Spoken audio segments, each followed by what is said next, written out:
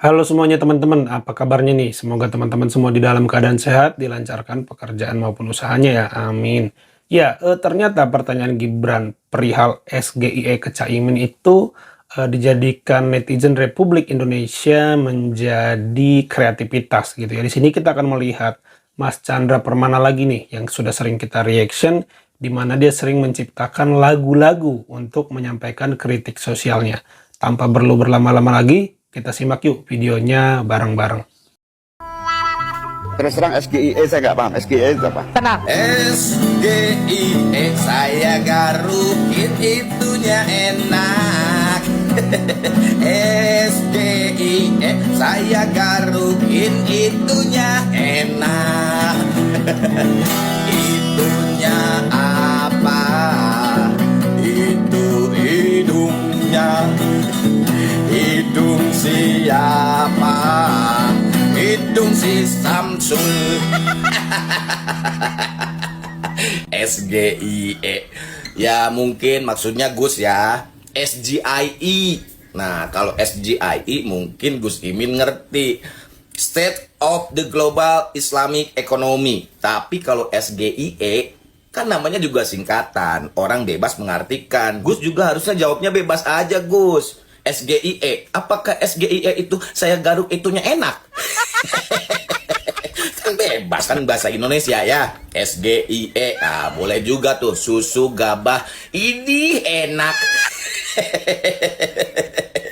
Samsul. Ya kalau pakai istilah bahasa Inggris, singkatannya juga pakai bahasa Inggris dong. Tapi ya mungkin ini adalah bagian dari sebuah perencanaan bahwa selalu menjadi senjata yang namanya istilah-istilah, singkatan-singkatan untuk melemahkan lawan debatnya. Selalu seperti itu, dari dulu.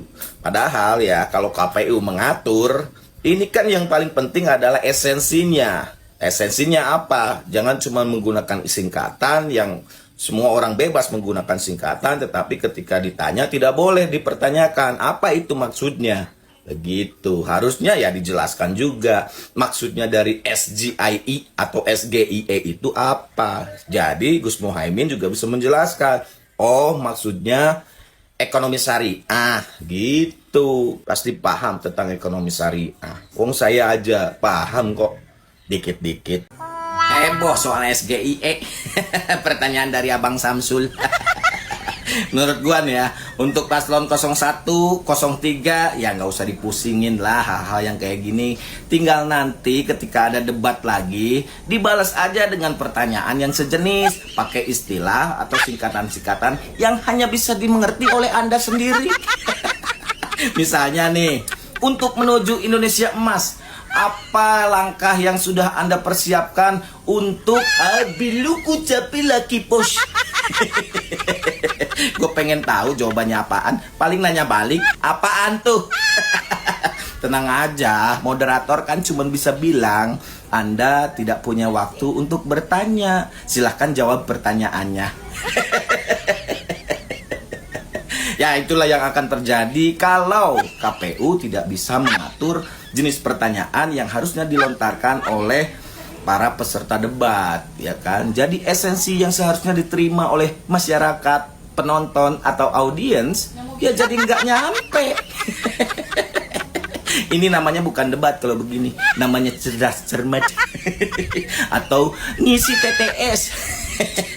Tapi jujur saya heran ya sama presenternya. Masa karena Caimin mau memperjelas SGIE itu aja apa gitu ya, sampai-sampai ke presenternya ngomong kalau Gibran ngomong waktunya Caimin hilang. Padahal ya kalau Caimin nggak ngerti, presenternya dong pertegas itu maksud Gibran apa, agar yang ditanya itu ngerti gitu ya. Saya nggak ngerti, ini presenternya kok kaku sekali ya. Padahal itu Caimin hanya ingin memperjelas, kenapa harus kehilangan waktu. Saya nggak mengerti deh, saya nggak mengerti. Samsul. Nih dengerin ya Samsul. Samsul ikut debat wapres, jawabannya ngawur, omongannya ngibul. Samsul gayamu sok pinter, padahal nggak bener. Asal kritis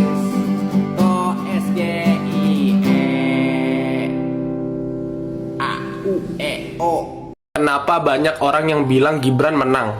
Coba lu pikir, kenapa Mahfud MD bicara hukum, nggak ada yang muji, wah paham hukum. Ya karena memang basic beliau paham banget hukum. Sementara Gibran ngomong lancar, hafalannya bagus tuh semua orang muji. Karena memang seluruh Indonesia tahu kalau beliau itu kosong. Tiba-tiba bisa ya dipuji, sehingga prestasi Mahfud MD yang keren tadi tertutup lah sama seolah-olah keren ini. Kasihan no si Bahlul, mau dipotong sama si Wowo. Gas yuk.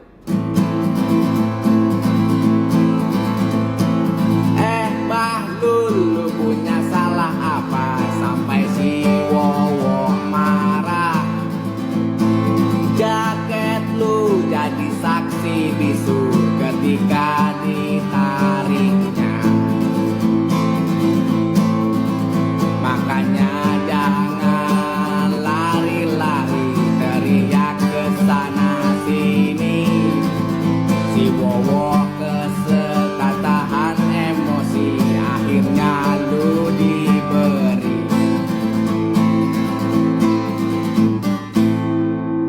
Ya, ternyata hasil debat Cawapres kemarin tidak merubah apapun persepsi tentang Gibran ya. Kalau saya rasa malah memperburuk gitu. Lagi pula setahu saya banyak masyarakat itu tidak akan memilih Gibran bukan karena dia bisa debat atau nggak bisa debat sih, tapi lebih kepada putusan MK yang kontroversi. Saya respect sama masyarakat yang punya perspektif begitu ya, karena mereka dalam bernegara itu bisa melihat mana hal-hal yang sakral yang harusnya tidak boleh dipermainkan, tidak boleh diakal-akalin, dan mana hal yang seharusnya kita boleh berpolemik di situ. Misalnya tentang politik, tentang koalisi, silakanlah. Kalau dibilang Pak Jokowi itu master politik, nggak apa-apa, silakan berliuk-liuk gitu ya, gabung Golkar kek, menyatukan Gerindra dengan siapa kek, terserah gitu. Tapi keberatan masyarakat ini ketika ada upaya ya sesuai putusan MK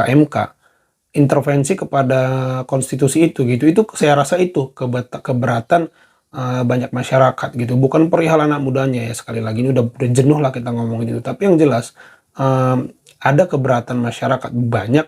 Wah, kalau orang terpelajar, terdidik, akademisi, pakar hukum tuh mustahil lah rasanya pilih Gibran, karena mereka memproyeksikan ke depan, takut, cemas gitu. Jangan-jangan presiden yang sama dilakukan lagi untuk melanggengkan kekuasaan. Berhasil toh, momentum yang ini berhasil toh meloloskan seseorang. Nah, ditakutkan akan menciptakan momentum baru, mengutak-ngatik hukum untuk loloskan atau langgengkan kekuasaan di masa depan. Jadi sebenarnya para akademisi dan pakar hukum ini nggak mau, maka entah Anies atau Ganjar yang menang, ini bisa dimaknai sebagai kemenangan demokrasi. Makanya kubu 01 dan 03 itu sebenarnya kalau nanti salah satunya kalah, dia akan mengalihkan dukungannya. Kalau satu kalah, dia akan alihkan ke 3. Kalau 3 kalah, dia akan alihkan ke 1. Karena yang dicapai itu bukan lagi untuk memenangkan entah Anies, memenangkan Ganjar, tapi lebih jadi beyond gitu, jadi melebihi itu. Yang ingin dicapai itu malah menjadi kemenangan demokrasi, bukan lagi kemenangan Ganjar atau kemenangan Anies. Jadi kalau di putaran pertama ini ya masing-masing pendukung mendukung idolanya. Pendukung Anies ingin Anies menang. Kalau di kubu Ganjar ingin Ganjar menang pendukungnya. Tapi kalau masuk putaran kedua, maka yang dikejar lagi itu bukan kemenangan Anies atau kemenangan Ganjar, entah siapapun yang lolos, entah Anies atau Ganjar, tapi kemenangan demokrasi. Itu saya rasa kenapa kubu 1 atau 3 tidak segan-segan saling memberikan dukungan. Siapapun yang lolos nanti di putaran kedua, entah Anies atau Ganjar, mereka akan saling dukung. Karena makna yang dicapai bukan lagi kemenangan idolanya, tapi kemenangan demokrasi untuk menghindari putusan sosok yang lolos karena putusan MK itu menang. Ya, itu aja teman-teman video kali ini. Terima kasih yang sudah menyimak sampai selesai. Semoga videonya bisa dinikmati. Sampai jumpa di video saya selanjutnya ya.